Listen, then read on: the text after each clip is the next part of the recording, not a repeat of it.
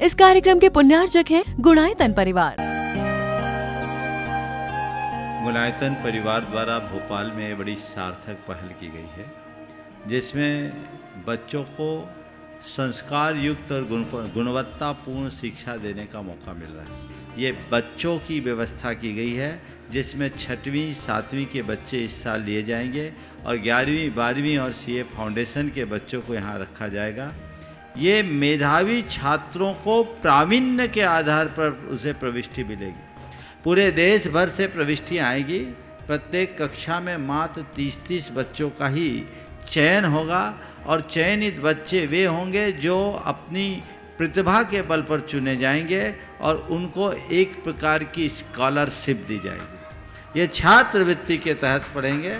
गुणायतन के समाज कल्याण की दिशा में एक बहुत अच्छी पहल है और ये सार्थक पहल है। इसकी शुरुआत भोपाल से हो रही है। ये भोपाल वालों के लिए बहुत गौरव का विषय है। इसके लिए गुणायतन के साथ विद्यासागर इंस्टीट्यूट और सेज और एपीटी, इन तीनों को भी मैं बहुत बहुत आशीर्वाद देता हूँ।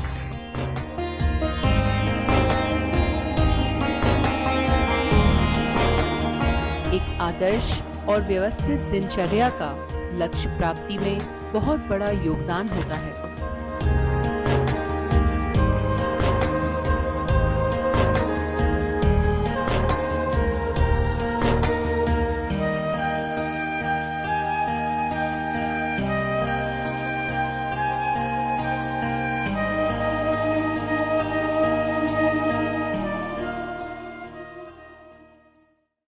हमारे जीवन में दो तरह की धारा है। एक वह जो अपनी दिशा में गतिमान होकर परिपूर्णता को प्राप्त होती है और दूसरी वह जो दिग्भ्रमित होकर नष्ट भ्रष्ट हो जाती है। समझने के लिए जैसे नदी की धार बहती है,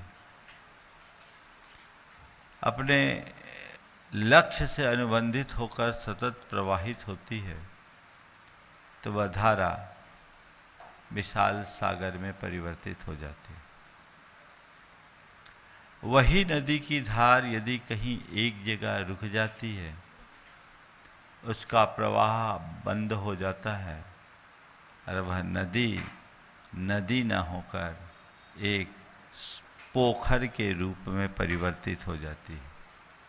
सतत प्रवाहित होने वाली नदी सागर का रूप धरती है, तो ठहर जाने वाली नदी पोखर में परिणत हो जाती है। हमारा जीवन भी कुछ ऐसा ही है। यदि हमारे जीवन में सतत प्रवाहशीलता हो, तो हम अपने इस क्षुद्र जीवन को विराट स्वरूप प्रदान करने में समर्थ हो सकते हैं। उसकी जगह यदि हमारे जीवन का प्रवाह रुक जाए, तो हम अपने पूरे विराट जीवन को यूं ही क्षुद्र बना लेते हैं। हमारे ऊपर है कि हम क्या कर रहे हैं। और इसके लिए हमारे यहाँ एक बात कही गई कि मनुष्य को आगे बढ़ना है तो वह कर्मशील बने, उद्यमी बने, उत्साह से भरपूर रहे, अपने जीवन के क्रम को सतत आगे बढ़ाने के लिए उल्लसित रहे, उत्साहित रहे। हम अपने अंदर झांक कर देखें, मेरे अंदर की परिणति क्या है। एक परिणति ये है कि कुछ भी हो, मुझे आगे बढ़कर अपने लक्ष्य को पाना है। और दूसरी परिणति है कि चलो जो हो रहा है होने दो। हम किस परिणति में? बोलो। जो आगे बढ़ने के लिए उत्साहित होता है उसको बोलते हैं कर्मठ, और जो ऐसे ही बने रहता है उसको बोलते हैं अकर्मण्य। अकर्मण्य यानी निकम्मापन, निठल्लापन, निष्क्रियता, जीवन में जैसा उत्साह होना चाहिए उसका अभाव। हम देखें हमारी स्थिति क्या है। हमें अपने भीतर की अकर्मण्यता को पहचानना है। कहने को हम भले अपने आप को बड़े कर्मठ व्यक्ति के रूप में मान लें, लेकिन कई बार ऐसा देखने में आता है कि हम कर्मठ होने की जगह भी अपने अंदर अकर्मण्यता को पालते रहते हैं, जो हमारे जीवन के लिए ठीक नहीं रहता। जो काम करने योग्य समय में भी अपना कर्तव्य न करे, योग्य समय पर जो अपना कर्तव्य न करे, वह आलसी और अकर्मण्य कहलाता है। अपने मन से पूछो, मेरे द्वारा जो करने योग्य कार्य है, संत कहते जीवन को ऊंचा उठाना है तो अकर्मण्य नहीं कर्मी योगी बनने का लक्ष्य रखो। यदि तुम चीजों को बस जो जैसा चल रहा है चलने दो, तो तुम अपने जीवन में जो अर्जित करना चाहते हो या जिसके लिए तुम्हारा जन्म हुआ उसे हासिल नहीं कर पाओगे। यदि अपने जीवन के चरम लक्ष्य को प्राप्त करना चाहते हो, जीवन को चरम ऊंचाई तक पहुंचाना चाहते हो, अपने जीवन के मूलभूत उद्देश्य को हासिल करना चाहते हो, तो मन में सतत उत्साह रहना चाहिए काम करके आगे बढ़ने का। दूसरा लक्षण है कर्म के समय तटस्थ रहना, अपनी क्षमता को नकार देना। जो हो रहा है देखते हैं, हम क्या कर सकते हैं, चलो चलने दो। नहीं, जब हम कोई काम करें तो अपनी शक्ति, अपनी क्षमता, अपनी योग्यता को उद्घाटित करे, विकसित करे, उसका भरपूर इस्तेमाल करके अपने लक्ष्य को साकार करने का प्रयत्न करे।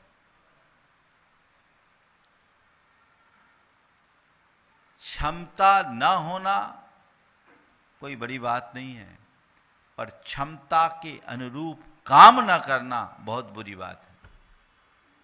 अपनी जितनी क्षमता है उसका दोहन करो, अपनी जितनी योग्यता है उसे उद्घाटित करो, उसे सही दिशा में नियोजित करो, तब जीवन उपलब्धि में जाए। कुछ लोग हैं जो होगा देखा जाएगा, क्या, चलो जो होगा देखा जाएगा।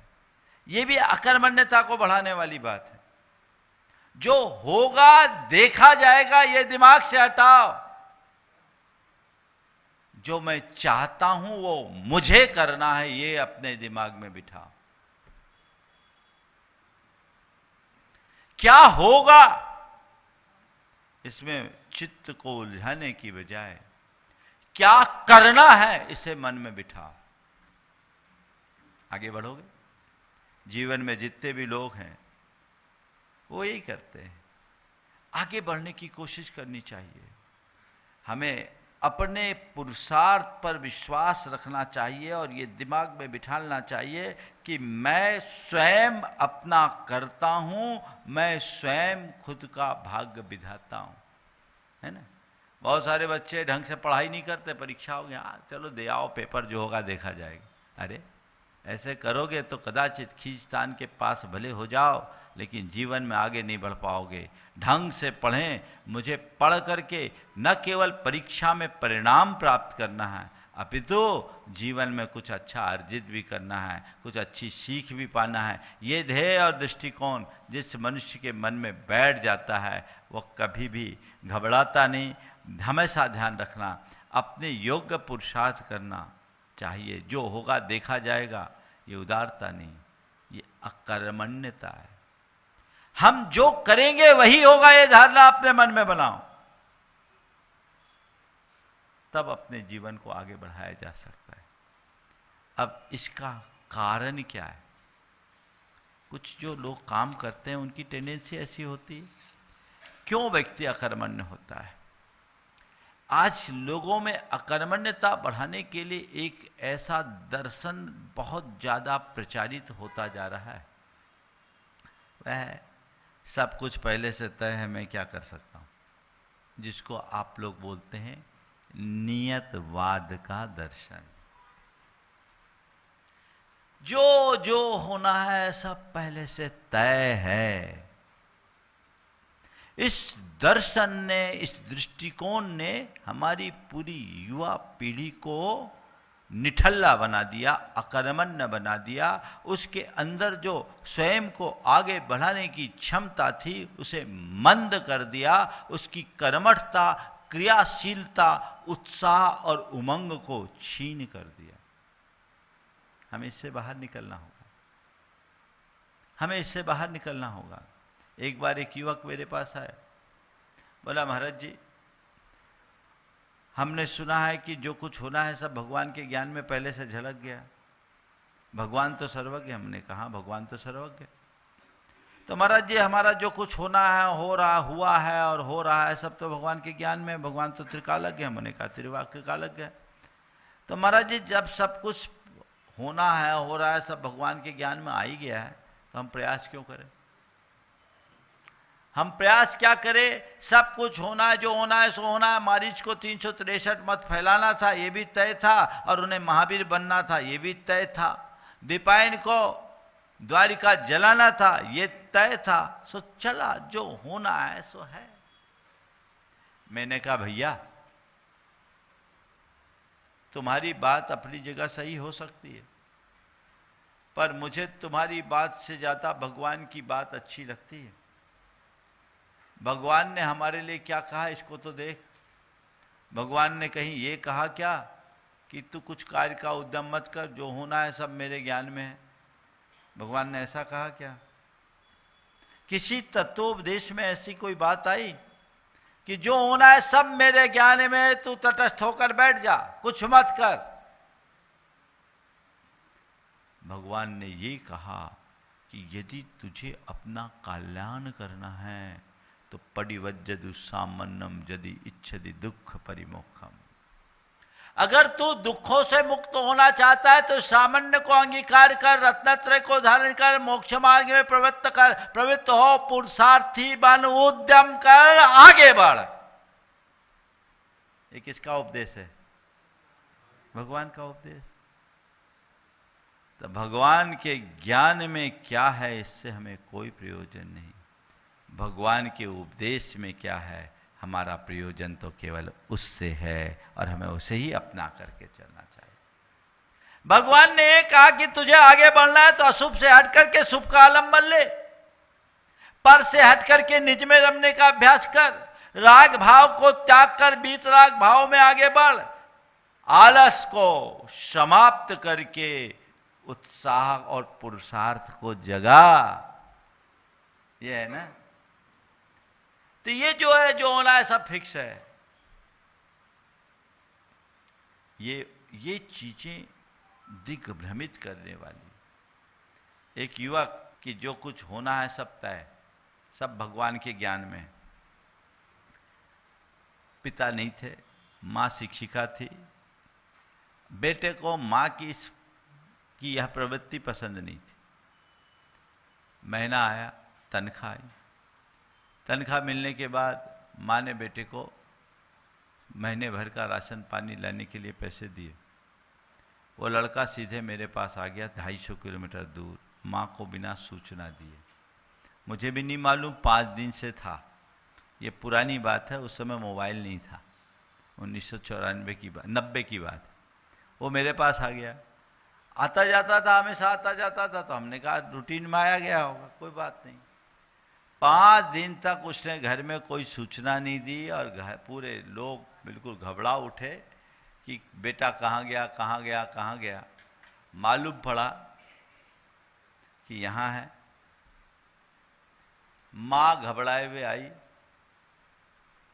और आकर के पूछी कि बेटा तू यहाँ क्यों आ गया और कोई सूचना नहीं दिया, हम कितने परेशान हो गए। बेटे ने कहा माँ परेशान क्यों हुई, ये सब तो भगवान के ज्ञान में पहले से झलका हुआ है। तू परेशान क्यों हुई, ये सब भगवान के ज्ञान में पहले से झलका हुआ था। अगर तेरा इस पर श्रद्धा है तो तुझे रोना नहीं चाहिए था। मैं तो ये देखना चाहती थी कि तू ये बातें केवल शास्त्र की गद्दी में बोलती है या जीवन में भी उतारना, ओम, केवल शास्त्र की गद्दी में बोलती है या जीवन में भी उतारना चाहती है। यदि जीवन में उतारना चाहती है तो फिर ये दिखना चाहिए ना। ऐसे लोगों के लिए हमारे शास्त्रों में भी वर्णन आया। तोरणमल जी ने मोक्षमार्ग प्रकाशक में एक बड़ी अच्छी बात कही। किसी ने कहा कि जो कुछ होना है सब पहले से तय है, झमेले में क्या कहना, सब जैसे होनहार होगी तो होगा। तो उन्होंने कहा जब तेरा यहू श्रद्धान है तो किछु भी कार्य का उद्यम मत कर, तो खान पान व्यापार आदि में तो उद्यम करे, और यहाँ होनहार बतावे हैं। सो जानिए है तेरा साचा श्रद्धान यहाँ है नाही, झूठी मान आदिकते बातें बनावे। कह रे भाई तेरा यही श्रद्धान है तो कुछ मत कर, तू खाने पीने में तो उद्यम पर विश्वास करता है, व्यापार में तो उद्यम पर विश्वास करता है, और धर्म के क्षेत्र में आता है तो होनहार का रोना रोता है, तो तू सच्चा धर्मी नहीं है, तेरा कंसेप्ट झूठा है। तू केवल धर्म के आवरण में अपने अभिमान को पुष्ट कर रहा है। मुक्त होइए, इस दर्शन से मुक्त होइए। फिर दूसरा कारण है कर्तृत्व का भाव। अरे मेरे करने से क्या फर्क पड़ेगा? क्या पड़ेगा? जो पड़ेगा वो मेरे से ही पड़ेगा। मेरे करने से क्या फर्क पड़ेगा, ये सोच हमें भटकाती है। धारणा ऐसी होनी चाहिए कि जो होगा मेरे करने से होगा, क्योंकि मेरा उद्धारक केवल और केवल मैं हूं। मैं पर का कर्ता भले नहीं हूं, पर निज का कर्तृत्व तो मेरे साथ है। और पर के कर्तृत्व में भी मेरी बड़ी भूमिका है। मैं पर के लिए निमित्त तो बन सकता हूं, वो प्रेरणा भी बन सकती है। आज बताओ, मैं और मुझ जैसे लोग आज यहां तक आए, ये किसके निमित्त से आए? प्रेरणा कौन बने? परम पूज्य गुरुदेव। अगर गुरुदेव का निमित्त नहीं होता तो हम यहां आते क्या? बोलो तो फिर बोलो, गुरुदेव ने हमारे जीवन को बदला कि नहीं बदला? बदला ना। तो फिर जब गुरुदेव हमारे जीवन को बदल सकते हैं, हमारे जैसे असंख्य लोगों के जीवन को बदल सकते हैं, तो एक व्यक्ति दूसरे व्यक्ति के जीवन को या एक व्यक्ति किसी कार्य को प्रभावित करने में सक्षम जरूर हो सकता है। मेरे करने से क्या फर्क पड़ेगा, यह अवधारणा गलत है। जब मैं कुछ करूंगा तो फर्क नजर आएगा, यह धारणा होनी चाहिए, है ना? फर्क नजर आएगा, यह दृष्टिकोण होना चाहिए। आगे बढ़िएगा तभी कुछ कर पाइएगा। ये भ्रांत अवधारणाएं खत्म होनी चाहिए, ताकि हमारे अंदर क्रियाशीलता आए, हमारे अंदर कर्मठता का भाव आए, हम अपने जीवन को कुछ और बेहतर बना पाए और बेहतर परिणाम दे पाए। तीसरी बात, कई बार भय और असफलता का बोझ मन में हावी हो जाता है। अरे कहीं गलत ना हो जाए, कहीं गलत ना हो जाए, इस भाव से आदमी कोई कदम ही नहीं बढ़ाता। अरे भाई गलत हो जाएगा, सुधारेंगे। एक बार गलत होगा, दोबारा होगा, तिबारा होगा। एक महिला जब रोटी बनाना शुरू करती है तो पहली रोटी उसकी खराब होती कि नहीं होती? और जब रोटी बनाना सीखी तब क्या होता, उसको बेलते समय उसको भारत का नक्शा बन जाए। लेकिन ये देख करके कि ये मेरे से रोटी नहीं बनती, सही आकार नहीं बनता, मैं नहीं बना सकती, और वो छोड़ दे, तो दोबारा कभी सीख सकेंगे क्या? सृजन तभी होता है जब हम विफलता का सामना करने के लिए तैयार और तत्पर होते हैं। कोई भी काम करो, स्खलन होगा, स्खलन से घबराओ मत। घबराना तब चाहिए जब स्खलन के बाद सुधार की संभावना खत्म कर दें। गिरने से डरो मत। डर और चिंता केवल तब करो जब गिरने के बाद उठ ना पाओ। गिर करके उठा जाता है, उठ करके आगे बढ़ा जाता है, दौड़ा जाता है, ऊंचाई पर चढ़ा जाता है। इसलिए इस बोझ को अपने मन से हटाओ।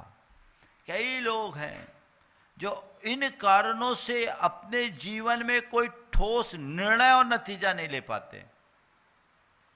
एक सज्जन ने मुझसे कहा, महाराज जी हमारे पिताजी के पास पैतृक संपत्ति अपार, पर उनने अपने जीवन में कोई बिजनेस नहीं किया, तखत तोड़ा।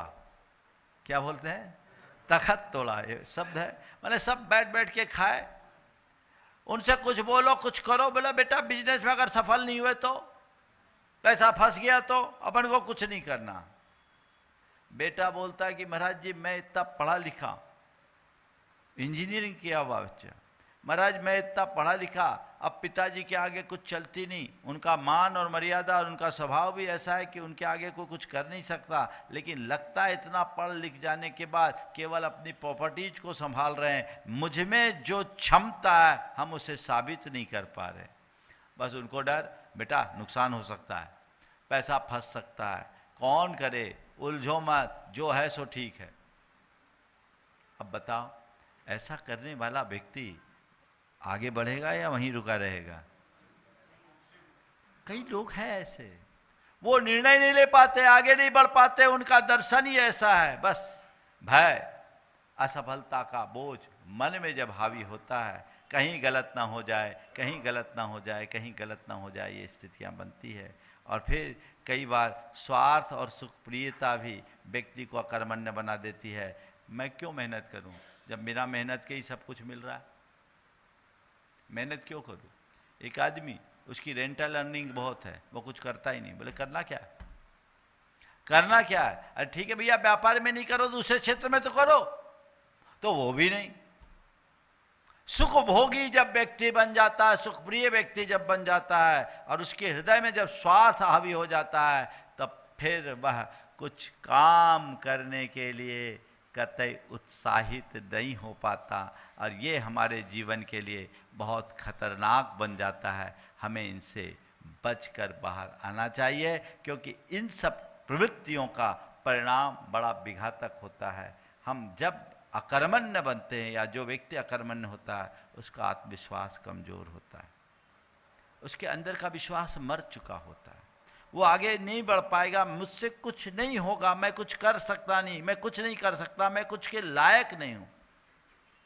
और ऐसे निठल्ले व्यक्ति को समाज में अपमान, उपेक्षा झेलनी पड़ती है, और ऐसे व्यक्ति का जीवन निर्भरता से भरा रहता है, दूसरों पर डिपेंड रहता है, सेल्फ डिपेंड नहीं बन सकता। तो ऐसा व्यक्ति जो अकर्मण्य होगा, वो समाज में अपमान और उपेक्षा का शिकार होगा, उसका जीवन पर निर्भर बनेगा, वो अपने जीवन को सफल नहीं बना पाएगा। और तीसरी बात, ऐसे व्यक्ति अवसर चूक जाते हैं। अब कर लेंगे कर लेंगे कर लेंगे, क्या होगा? अवसर चूक गया, कुछ नहीं होगा, जीवन क्या कर पाएगा? जीवन सब कुछ नष्ट भ्रष्ट हो जाएगा, कुछ भी नहीं कर पाएगा। ऐसे व्यक्ति के साथ ऐसा ही होता है। एक आदमी नदी के किनारे था, नाव, नदी में पानी का पूर था, नदी के किनारे बैठा था। अब उससे किसी ने बोला, भैया तू नदी के किनारे बैठा है, उस पार क्यों नहीं चला जाता? नाव बना ले, नाव बुला ले या नाव बुला ले। बोले मैं नाव क्यों बुलाऊं, मैं नाव क्यों बनाऊं, समय पर नदी सूखेगी, मुझे रास्ता दे देगी। और वह इस भाव से नदी के किनारे बैठा रह गया, लेकिन नदी सूखी नहीं, बारिश हुई, नदी की बाढ़ आई, वो उसमें बह गया। अब बचा क्या? नदी की बाढ़ में बह गया, उसके हाथ में कुछ नहीं रह पाया। ऐसे ही मनुष्य के साथ कई बार ऐसा प्रसंग आता है, उसके जीवन में अच्छे से अच्छे अवसर आते हैं, लेकिन अपने इस अनुत्साह और अकर्मण्यता के कारण वह उस अवसर का सही उपयोग नहीं कर पाता, बाद में पछताता है। अक्सर अवसर खोने के बाद मन में केवल और केवल पश्चाताप आता है। जब भी व्यक्ति कोई अवसर खोता है, अवसर चूकता है, तो उसके मन में पश्चाताप का भाव आता है, और फिर ऐसे व्यक्ति आध्यात्मिक रूप से मजबूत नहीं बनेंगे। हम लोगों ने एक कहावत सुनी है, जे कम में सूरा ते धम में सूरा। जो कर्म में सूर है वही धर्म में सूर है। निठल्लेपन से आध्यात्मिक उन्नति नहीं होगी, निष्क्रियता में जीवन का विकास नहीं है। हर जगह व्यक्ति को उद्यमशील होना चाहिए। एक बार एक युवक ने मुझसे कहा, महाराज आप इतना काम क्यों करते हैं? बोले भैया काम करना ही तो मेरा धर्म है, मैं कर्म को पूजा मानता हूँ, काम नहीं करूँगा तो बेकाम की बातों में चित्त उलझ जाएगा, काम तो करना ही है ना।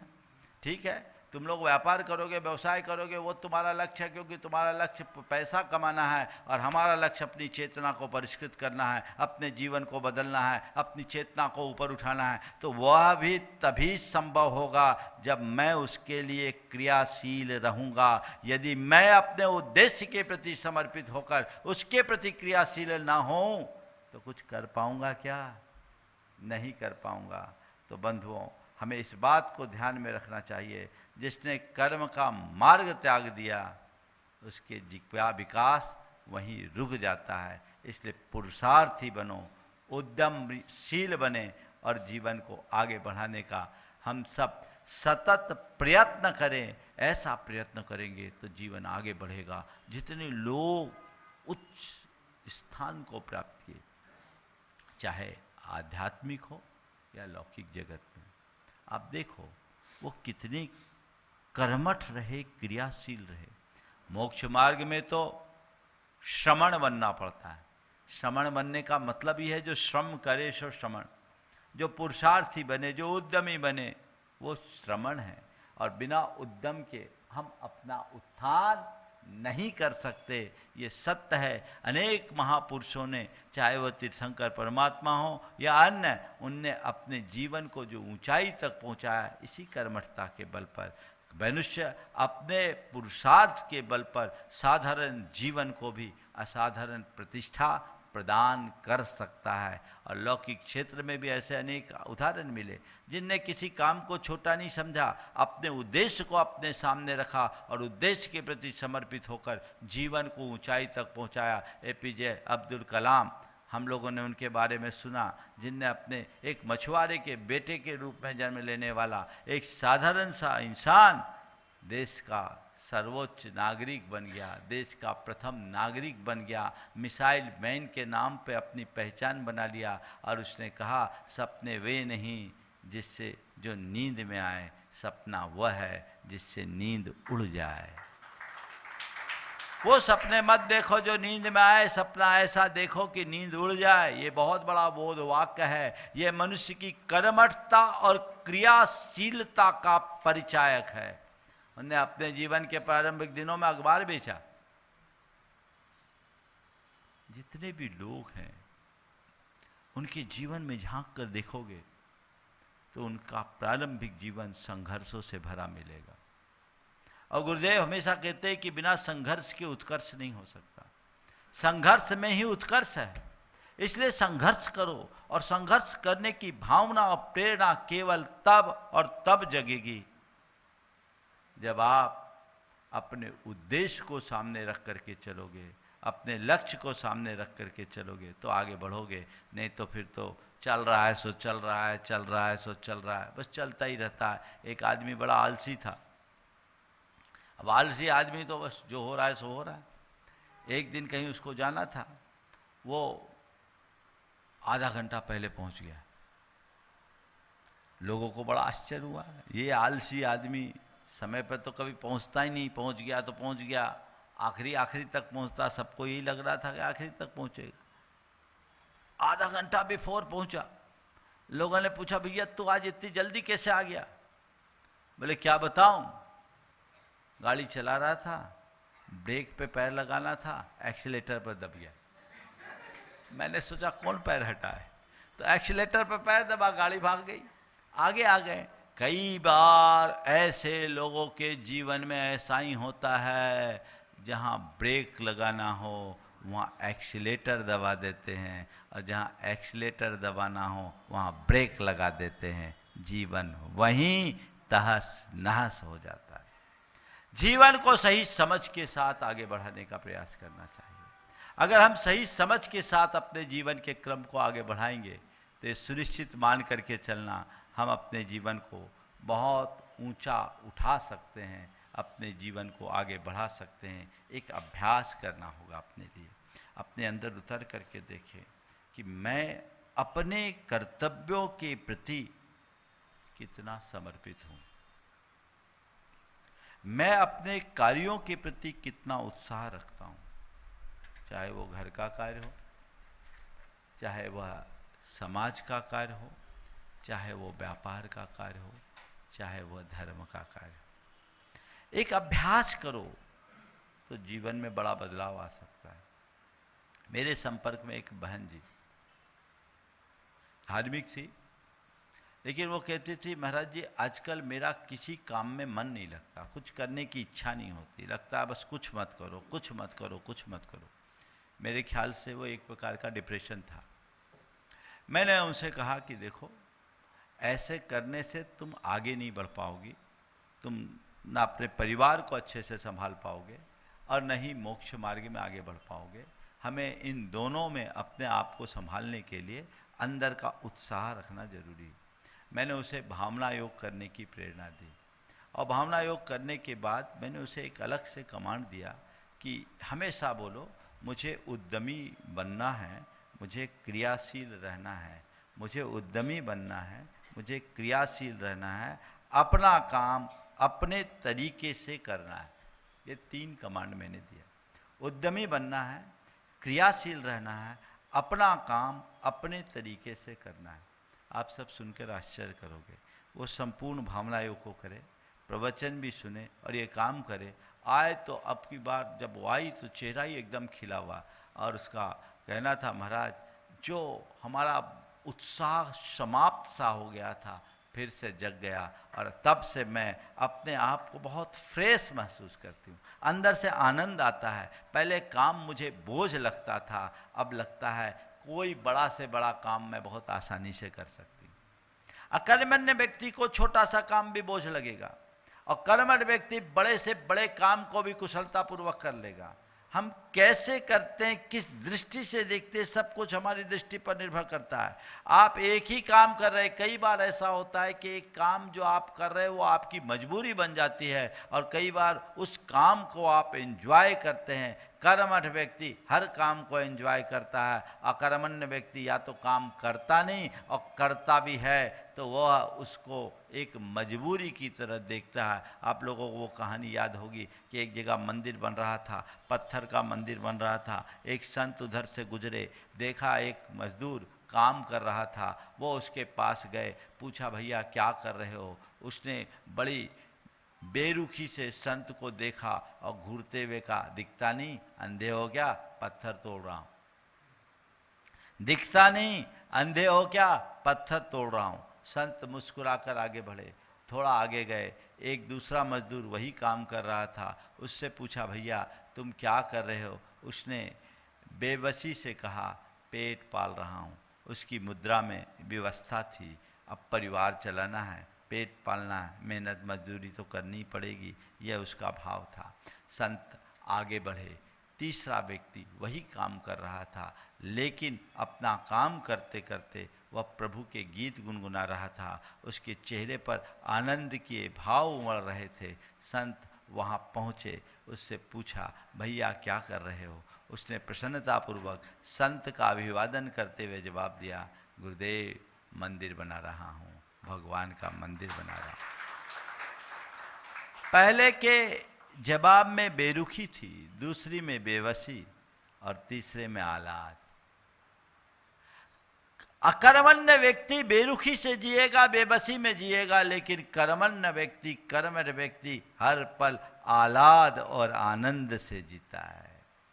उसका कर्म ही उसकी पूजा बन जाती है, वो उत्साहित होता है। उसने कहा कि महाराज मुझे हर काम पहले बोझ लगने लगा था, लगता था ये सब कौन करे, लेकिन अब लगता है कि ये सब मेरे लिए बहुत आसान है और मैं इनमें आनंदित होती हूँ। चाहे घर का काम हो, परिवार का काम हो, समाज का काम हो अथवा अपने धर्म साधन का काम। जब से मैंने भावना योग करना शुरू किया मेरी दिशा बदल गई। आप कर सकते हैं। एक युवक जिसने कहा कि महाराज उसको कुछ पिताजी की तबीयत बिगड़ जाने के कारण कुछ दिनों से पिताजी का काम धाम सब बंद हो गया था, इसका विपरीत असर बेटे पे पड़ा।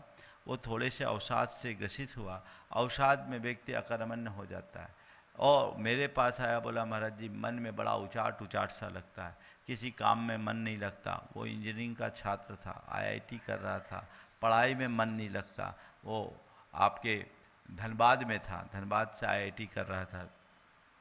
बोले महाराज जी काम करने में मन नहीं लगता, ऐसा लगता है सब कुछ खत्म हो गया, आप किसके लिए करें, क्या करें, क्यों करें महाराज, क्या करें। मैंने उसको बोला कि तुम भावना योग करो।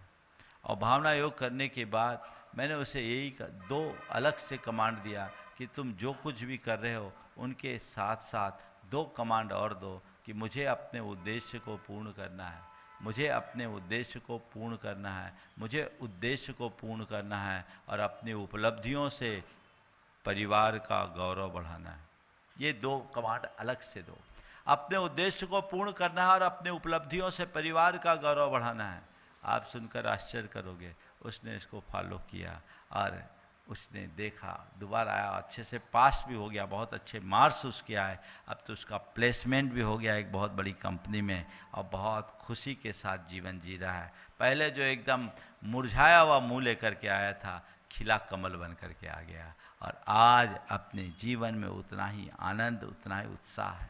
तो मैं आप सबसे कहता हूँ कि अपने अंदर कुछ काम करने की जागृति होनी चाहिए, उसके लिए एक प्रशिक्षण का भाव हो। रोज़ शांत होकर के बैठे, आती जाती सांसों को देखे और हमेशा अपने मन में ये भावना भाए, मैं एक शुद्ध आत्मा हूँ, मैं उद्यमशील हूँ, मैं कर्मशील हूँ, मुझ में उत्साह है, मुझ में ऊर्जा है, मुझे अपना काम स्वयं करना है, मुझे अपने काम को ही अपनी पूजा माननी है।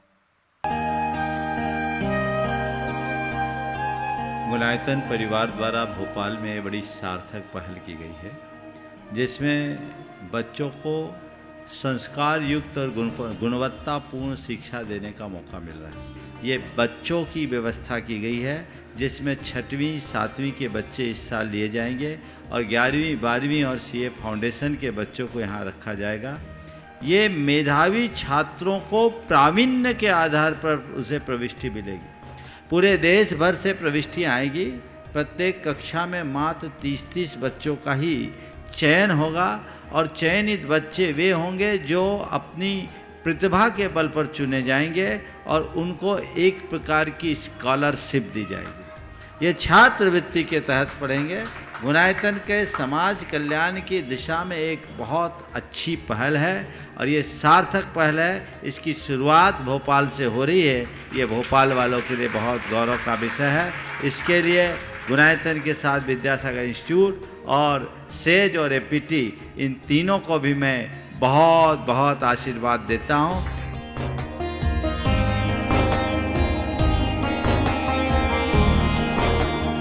एक आदर्श और व्यवस्थित दिनचर्या का लक्ष्य प्राप्ति में बहुत बड़ा योगदान होता है।